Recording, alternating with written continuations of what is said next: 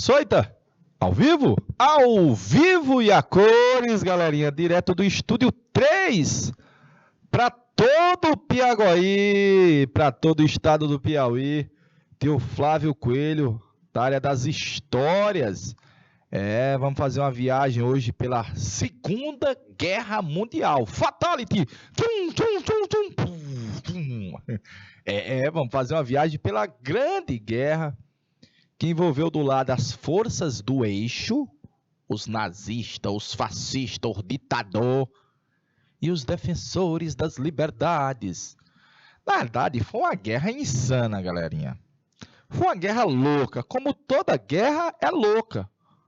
Porque a guerra, tá lá um bocado de besta velho lá, lutando na lama, nas trincheiras, enfrentando. E os chefes estão lá no ar-condicionado, balangando na rede, tomando vinho, comendo escargot. Não estão sofrendo. Quem sofre é a infantaria, é a cavalaria, é o peão que está lá, as tropas. E foi uma guerra que deixou um saldo negativo de milhões de mortos. E deixou um segundo saldo negativo de um projeto político de eliminar um grupo social, étnico da face da terra.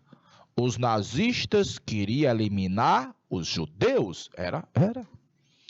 E por último, foi uma guerra insana porque a Europa era o exemplo da civilização, do iluminismo, de liberté, equalité, fraternité, liberdade, igualdade e fraternidade. Tudo isso esqueça. Numa guerra não tem liberdade. Numa guerra não há nada que venha a ser próximo de igualdade. E a única coisa que não existe numa guerra é fraternidade. Então os ideais iluministas foram colocados de fora e as luzes se apagaram na Europa mais uma vez. Ao final da guerra, a Europa estava destruída e emergiram duas novas superpotências, que foram o ZEUA e a União Soviética. De boa? Deixa eu ver aqui, estamos aos vivos com Colônia do Gurgueia, galerinha de Dom Inocêncio, Guaribas, deixe-me ver, Jerumenha, Palmeira, alô Paulistana, rapaz, já chegando ali no Pernambuco. Alô São Pedro do Piauí, galera de São Pedro do Povoado Brejo. Alô Uruçuí, uma das capitais do agronegócio, tem a fábrica da Bung, é uma das cidades potência de crescimento no Piauí, Uruçuí. De boa? Vamos começar, meu amigo Nilton Mar, vamos começar lá? É a Segunda Grande Guerra, meus pimpolhos. É a Segunda Grande Guerra, meus pimpolhos. Deixa eu botar aqui. Olha aí alguns elementos que a gente tem da Segunda Guerra. O famoso dia D, o dia decisivo. Aqui tem um pracinha brasileiro. Olha, a cobra vai fumar. O bicho vai pegar. E a cobra fumou mesmo. E esse soldado brasileiro foi lá para a Itália dar um fatality nos fascistas e ainda levou o papagaio dele, olha. Papai. Aqui tem Adolf Hitler, o Hitler desfilando aí em frente às suas tropas.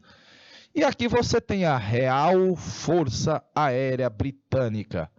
Nunca no campo das batalhas tantos deveram a tão poucos.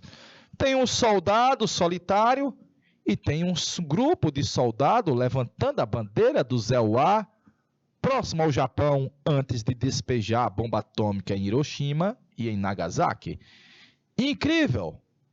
Os soviéticos entram em Berlim e colocam a bandeira da União Soviética no topo, rapaz. Aí tá alguns elementos da chamada Segunda Guerra. E eu já estou dizendo para você que as luzes se apagam novamente nas Europa. Esse cara aí foi quem apagou tudo, ó. Esse cara aí, ó. Ele está desfilando sobre a Torre Eiffel. A Torre Eiffel, meus pimpolhos, é Paris. Paris é François. E França é o iluminismo. França é o iluminismo, galerinha. E eu estou lhe dizendo que o Hitler apagou isso tudo. Desligou, cortou a luz, a Cepisa foi lá e cortou a luz. Ó, derrota. As luzes se apagam novamente nas Europa. Contexto geral antes da guerra dar início, antes de dar o pontapé inicial. O mundo todo estava em crise desde a quebra da Bolsa de Valores. E era. A Alemanha se sentia humilhada. É muita humilhação, velho.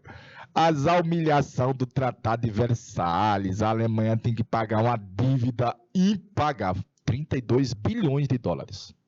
É a humilhação. Não podia ter exército.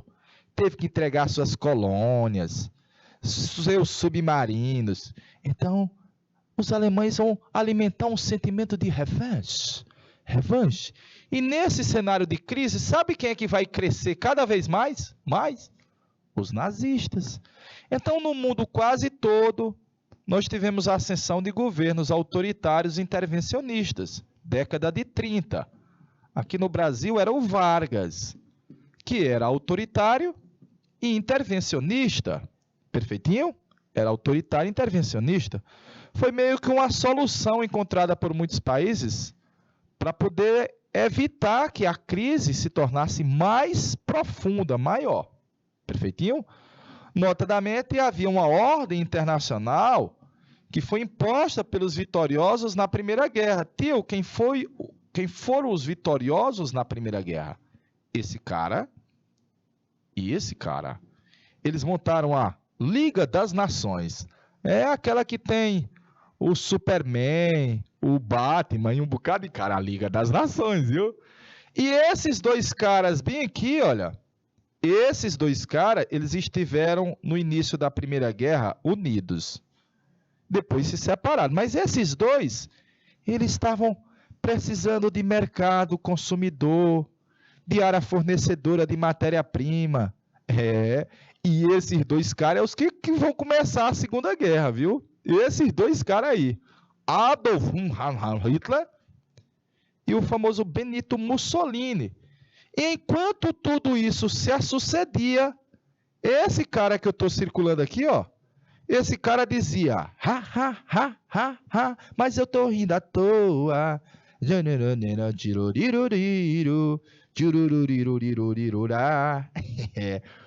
Porque o mundo capitalista está em crise. Mas, galerinha, a União Soviética não foi atingida por essa crise do capitalismo. Haja vista que ela estava isolada desde a Revolução Russa, excluída, preterida.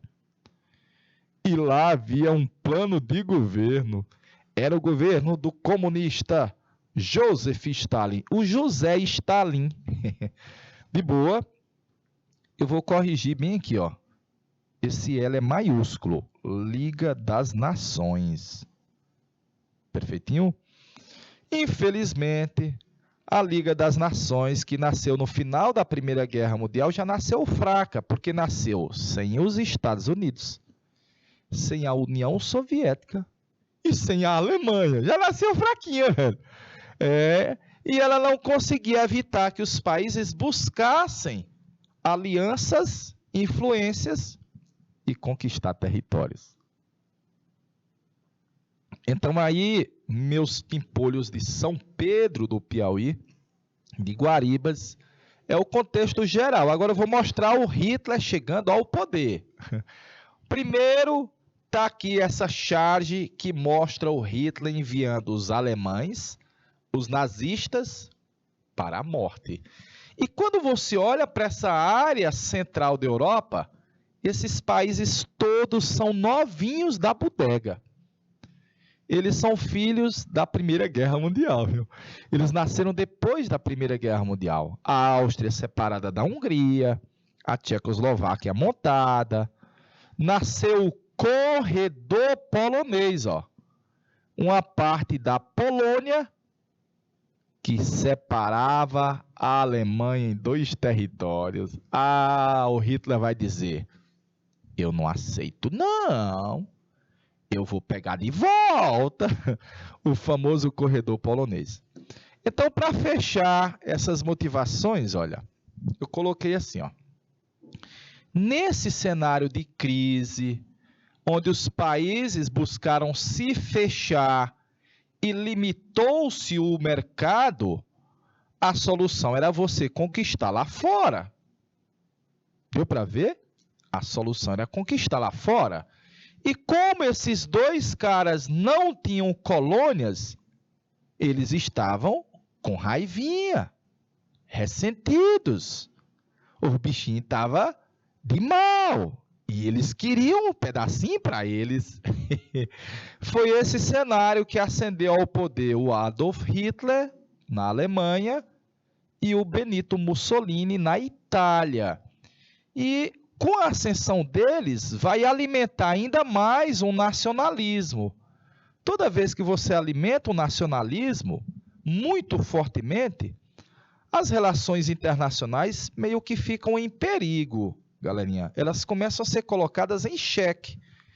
E eu estou colocando para você que esse nacionalismo extremado potencializou um clima de tensão na Europa. De boa?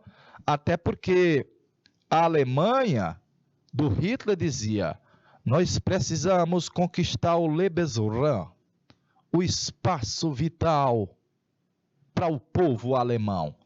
E aí, a Alemanha, que no geral, historicamente foi vista como um país militarista e nacionalista, se você misturar esses dois bem aí, galerinha, você cria um barril de pólvora numa possibilidade de um conflito.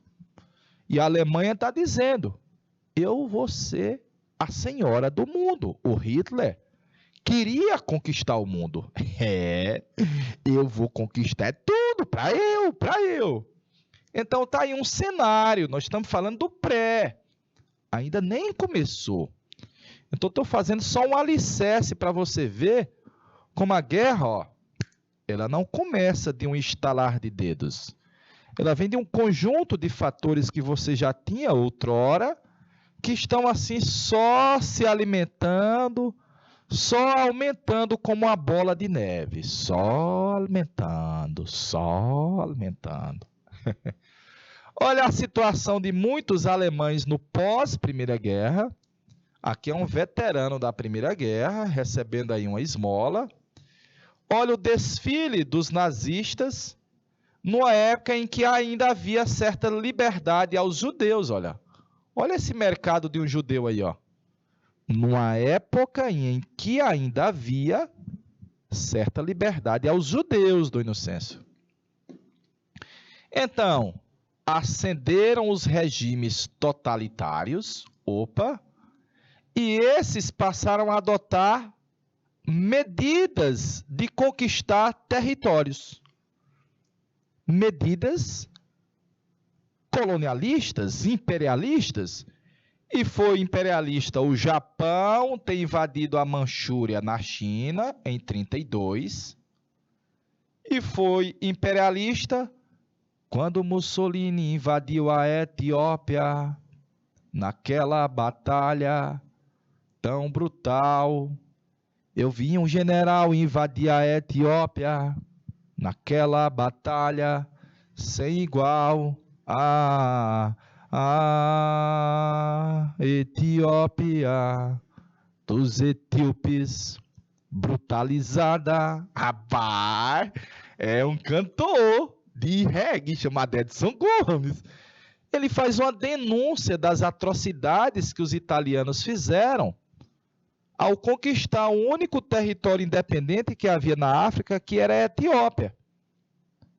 E a Liga das Nações e os países europeus não disseram nada. Nadica de nada. Na realidade, você está tendo um cenário de disputa por mercado, por fonte de matéria-prima, de alimentar o nacionalismo. Toda vez que você tem uma crise econômica, alimenta-se o nacionalismo. E quando alimenta o nacionalismo, ele é muito forte e cria uma espécie de aversão ou ódio ao estrangeiro. Xenofobia. xenofobia. De boa? Enquanto isso, o Hitler disse: brother, eu não vou ficar submisso àquele tratado que humilhou a Alemanha, não. Negócio de que nós não podemos ter um exército, que eu não posso ter indústria de pólvora, de bala, de canhão, de helicóptero, de avião, de tudo. Eu posso sim, quem manda sou eu. E aos pouquinhos a Alemanha começa a se militarizar. O grupo Krupp. O grupo Krupp. Ixi Maria. Ei, é com K. É com K. O grupo Krupp. Respeite poder bélico da indústria Krupp, da indústria alemã, meu amigo. Respeite. Aí o Hitler disse: brother, eu vou incorporar um território que é de povo alemão.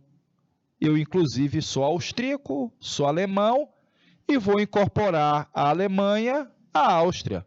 Os próprios austríacos aceitaram, numa espécie de plebiscito, nós consentimos.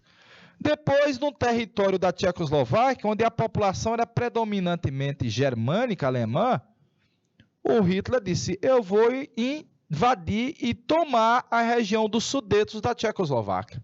Olha, galerinha, o primeiro-ministro inglês, Neville Chamberlain,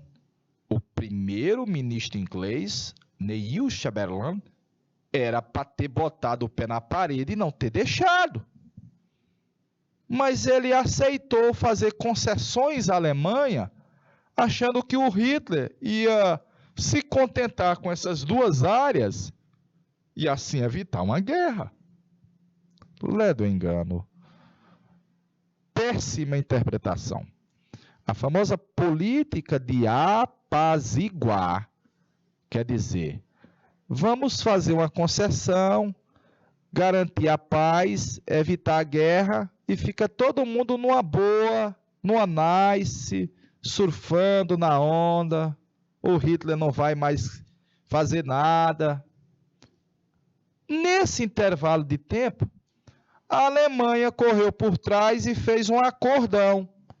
Foi um acordão que unia a Itália, do Benito Mussolini, a Alemanha, do Adolf Hitler, e o Japão, do imperador Hirohito.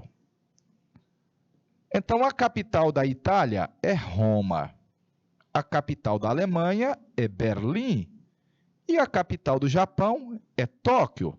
Então, eu costumo brincar que é o eixo Roberto. O Roberto.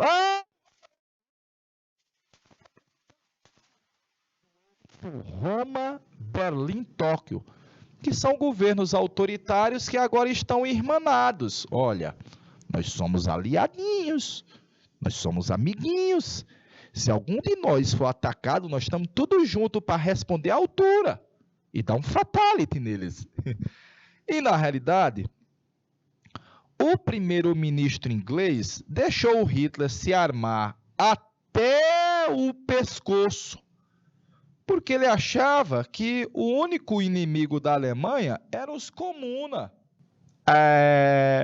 O Hitler vai pegar todo mundo de surpresa, galerinha. Você vai ver já já qual vai ser a surpresa que os nazistas vão fazer com aqueles que achavam que o único inimigo da Alemanha era a União Soviética. Meu amigo Niltomar, autoridade, rapaz. Deixa um minutinho na tela para eu botar R$1 de água nesse canequinho aqui, por favor.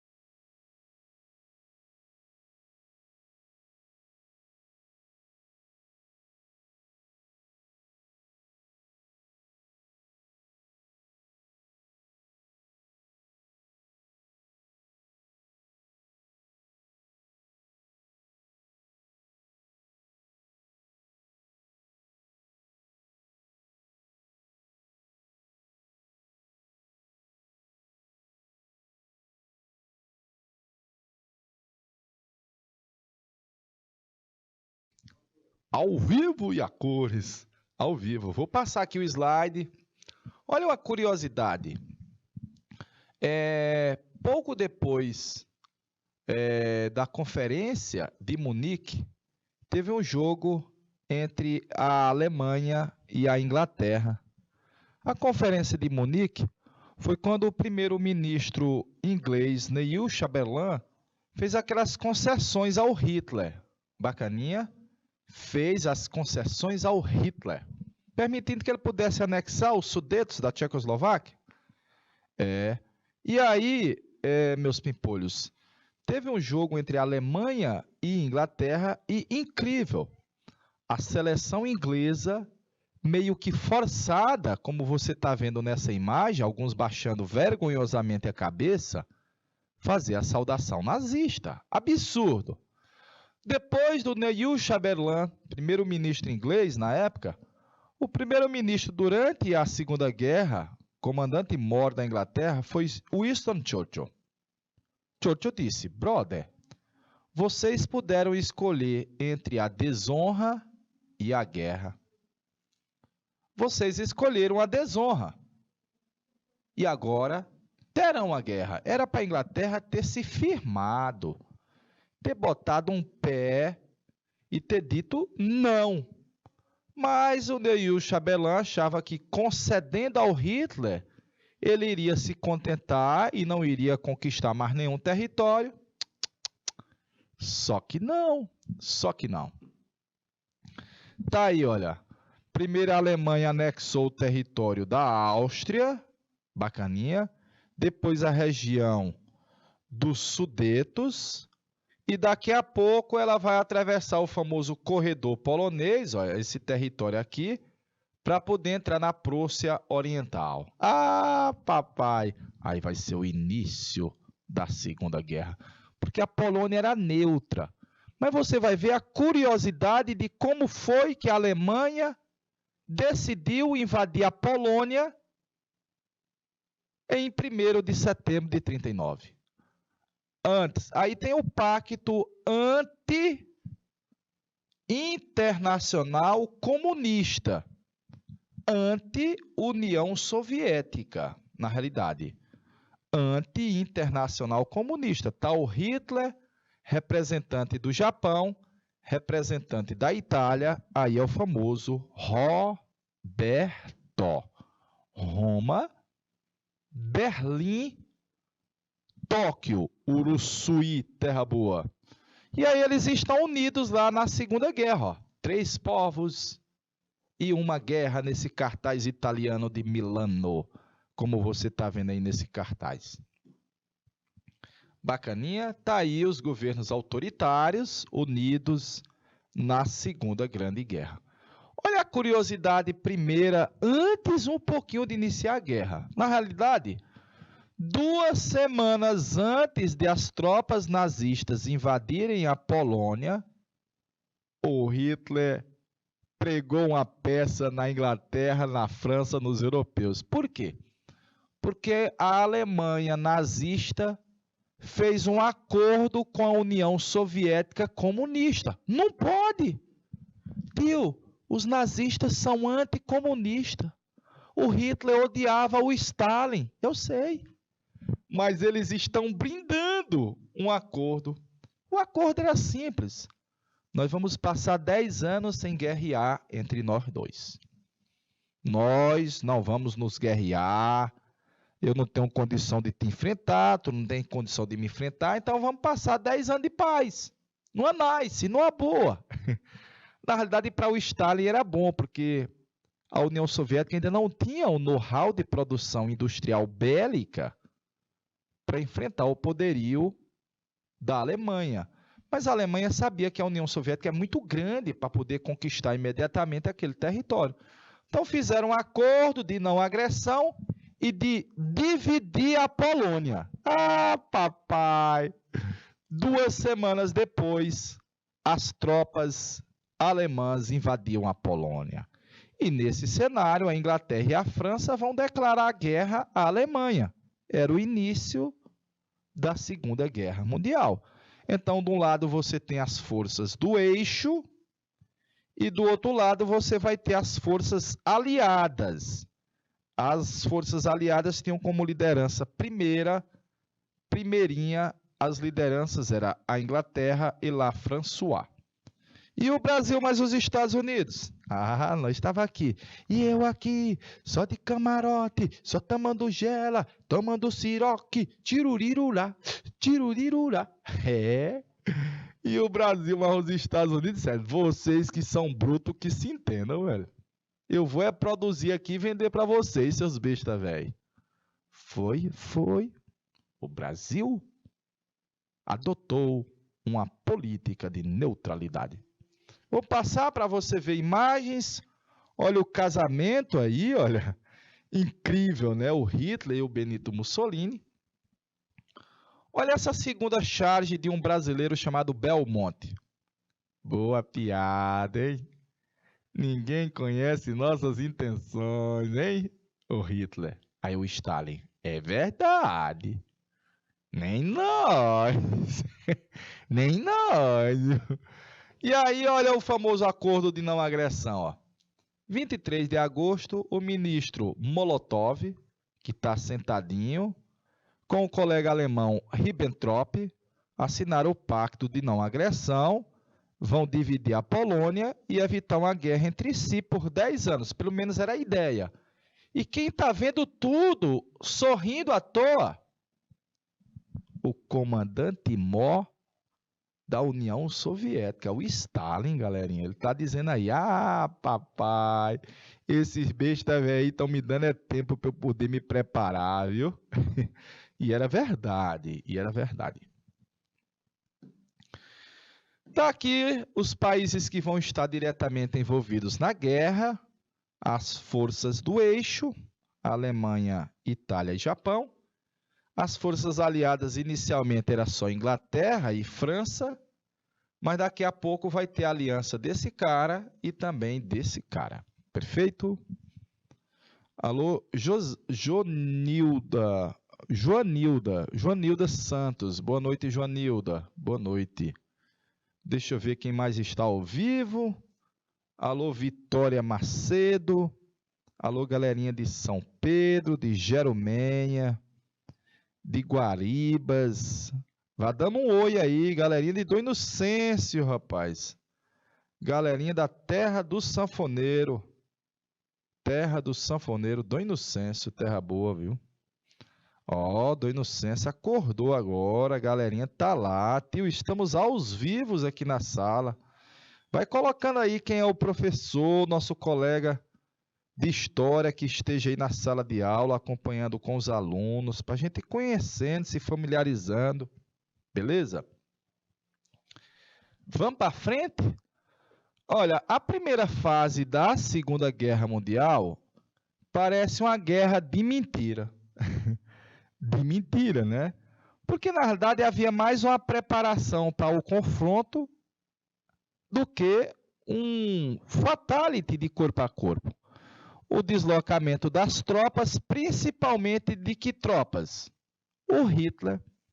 Então, em 40, o Hitler tinha ocupado a Polônia, invadiu a Dinamarca, a Noruega, vai se voltar para a França, já tinha anexado a Áustria. Iha! Eita! Inicialmente, como eu lhe disse, só quem vai fazer a resistência vai ser a Inglaterra e lá François. Bacaninha? Só quem fazia a resistência eram esses dois ali, perfeito? Galera de São Pedro, lá do Anexo Brejo, ligadaça na aula, galerinha do Anexo Brejo. Olha o pacto de não agressão, olha essa chave, eu gosto das chaves, das imagens. O Stalin, feito um urso, e o Hitler dizendo, não me aperte demais não, velho. Aqui está o Hitler, olha aí o Hitler com um revólver por trás. Está o Stalin com um revólver por trás. E eles estão pisando a coitadinha da Polônia, velho. E daqui a pouco o Hitler meteu uma facada na União Soviética. Operação Barbarossa. E o Tratado Russo-Germânico foi esquecido. Perdoe-me. meu camarada Stalin, mas me parecia uma boa oportunidade de lhe dar uma facada. Ah, papai! Deu para ver aí? Alô, meu amigo Ismael, professor Ismael, na cidade de Guaribas, rapaz. Cidade de Guaribas. Eu não conheço Guaribas, pessoalmente, eu só conheço até Caracol. Mas eu sei que estão construindo, asfaltando a estrada de Guaribas para sair lá na região de Parnaguá. É, lá em Corrente, viu? Rapaz, vai ficar chibata quando terminar essa estrada aí, viu? Pertinho demais da região ali de São Raimundo para Barreiras. Vai ficar um tapa, né? Vou passar a imagem. A segunda fase da guerra, galerinha. As tropas do eixo, aí você tem que lembrar o eixo. O eixo é Alemanha, Itália e Japão. Meu amigo Hitler dominou quase que toda a Europa. Meu amigo professor Ismael, o Hitler dominou quase toda a Europa, galerinha. Quase toda. É porque ele utilizava uma tática de guerra que ficou chamada de Blitzkrieg, a guerra relâmpago. E os Panzer, os tanques de guerra alemão, e a Luftwaffe, que era a força aérea nazista, e depois ia a infantaria, os cabas no pevete. Ah, papai! Era tão rápida, que não dava tempo de o inimigo se preparar, acordar, levantar e resistir. Foi assim que as tropas nazistas ocuparam a Polônia, a Dinamarca, a Noruega. Depois ocuparam, já tinham ocupado a Áustria, mas vão ocupar a região da Iugoslávia, da Península Balcânica. E o Hitler se volta para a França. Atravessou a Holanda, a Bélgica e entrou em François. Rapaz! Ocupou Paris em menos de 3 meses depois que entrou na França. Rápido! Rápido demais. Incrível! A Cidade Luz assistiu ao desfile das tropas nazistas. A França foi humilhada. É muita humilhação, viu? Depois de dominar o norte da França, um general francês, Philippe Pétain, fera da gaita, né? Um general francês se aliou com o Hitler e tornou a parte sul da França aliada dos nazistas. Foi. Aí, galerinha, depois de dominar Paris e o norte da França, o Hitler pegou a força aérea nazista, a Luftwaffe, e resolveu pipocar fogo na Inglaterra. É, meu amigo, pipocar fogo nos ingleses. Só basta atravessar o Canal da Mancha. Do norte da França para o sul da Inglaterra, só são 50 quilômetros. Dá quase para ver do outro lado. Atravessou bem ali. Mas os ingleses resistiram com a Real Força Aérea, a Força Aérea Britânica, e conseguiram deter o avanço dos nazistas. Hoje se sabe que um elemento fundamental para que os ingleses conseguissem deter os nazistas foi que os ingleses desenvolveram uma tecnologia de guerra novinha, que era o radar. E o radar dava para identificar onde é que estavam vindo o comboio de aviões nazistas. Pum, pum, pum, pum. E havia uma possibilidade de detê-los. Belezinha? Aí, depois de tentar conquistar a Inglaterra e não conseguir, o Hitler já tinha conquistado a Polônia e disse: rapaz, vamos atravessar o resto da Polônia, vamos invadir a União Soviética. Ei, e o acordo de não agressão? Não, joga ele no lixo. Rapaz, aqui vai ser o calcanhar de Aquiles do Hitler. A União Soviética é grande demais, galerinha. É gigantesca. Essa mesa todinha, olha. Se atravessar ela todinha é complicado, galerinha. O Napoleão Bonaparte tentou conquistar a Rússia e foi derrotado. A resistência dos russos, a guerrilha dos russos, a tática da terra arrasada dos russos, o soldado inverno. O Napoleão foi com 600 mil homens tentar conquistar a Rússia e voltou humilhado com apenas 60 mil. Caramba, velho! O Hitler cometeu o mesmo erro. Pegou o grande contingente militar dele e jogou para a União Soviética. A logística de abastecimento é complicada. A resistência dos comunas, dos soviéticos, era homérica. Morria 10, o Stalin botava 20.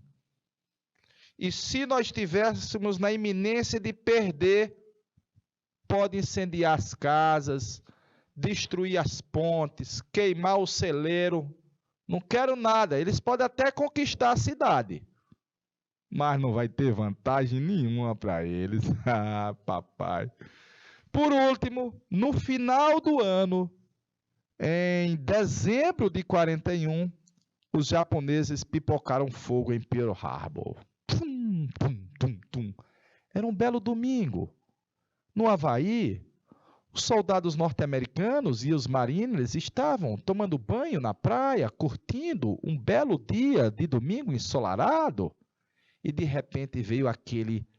Bem aqui, ó. Os japoneses vinham assim, rente ao mar, para que os radares não conseguissem detectar. E de repente, aquele bombardeio, o ataque japonês a Pearl Harbor. Aí o Zé Uá, que estava de boa, entrou do lado dos aliados. Ah, meu amigo, agora a guerra vai mudar de lado, velho. Porque a guerra é na Europa. Porque a guerra não é na América. E Pearl Harbor, que foi atacada, é uma ilha lá no Havaí, no meio do Oceano Pacífico. É longe, muito longe, muito longe. Então, eu estou dizendo para você que depois desse evento, o conflito se torna um conflito mundial, à medida que você vai ter batalhas em várias partes do globo, do mundo, velho. Fatality aí, ó. Estou colocando aí para você que há uma expansão do conflito, que deixa de ser um conflito estritamente europeu e vai se transformar num conflito literalmente mundial. De boa? Meu amigo Nilton Mar, meu lindo, meu gato, deixa um minutinho na tela, por favor.